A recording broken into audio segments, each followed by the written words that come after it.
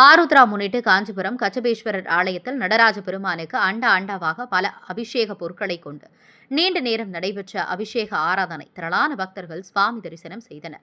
ஆருத்ரா என்பது ஆதிரையை குறிக்கும். இது சிவனை குறிக்கும் சங்க இலக்கிய பெயராகும். 27 நட்சத்திரங்களில் திரு என சிறப்பித்து கூறப்படுவது சிவபெருமானுக்கு உரிய திருவாதிரை, மற்றொன்று பெருமாளுக்கு உரிய திருவோணம் ஆகிய இரண்டும் தான்.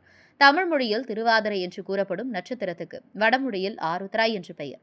மார்கழி மாத திருவாதிரை நட்சத்திர நாளில் எல்லா சிவாலயங்களில் ஆருத்ரா தரிசனம் சிறப்பாக நடைபெறும். இதனை முன்னிட்டு காஞ்சிபுரம் புகழ்பெற்ற கச்சபேஸ்வரர் ஆலயத்தில் உள்ள நடராஜர் பெருமான், சிவகாமி அம்பாள் மற்றும் மாணிக்க வாசகருக்கு சிறப்பு அபிஷேகம் நடைபெற்றது. முதலில் 108 வாசனை மூலிகை திரவியங்கள், பின்பு கதம்ப பொடி, ஆப்பிள், சாத்துக்குடி, பைனாப்பிள், மாதுளை, கொய்யா, சப்போட்டா, பேரிச்சம்பழம் உள்ளிட்ட பல வகையான பழவகைகள் கொண்டு தட்டு தட்டாக அபிஷேகம் செய்யப்பட்டது. மேலும் பால், தயிர் ஆகியவை குடம் குடமாக ஊற்றி நடராஜ பெருமானுக்கு இந்த சிறப்பு அபிஷேகம் நடைபெற்றது. திரளான பக்தர்கள் மற்றும் ஓதுவா மூர்த்திகள் சிவபுராணம் ஓதியபடியே சுவாமியை வழிபட்டனர். இரவு 10:30 மணியளவில் துவங்கிய இந்த அபிஷேகம் நள்ளிரவு கடந்தும் தொடர்ந்து நடைபெற்றது. பின்னர் அலங்காரம் செய்விக்கப்பட்டு தூபதீப ஆராதனை காட்டப்பட்டது.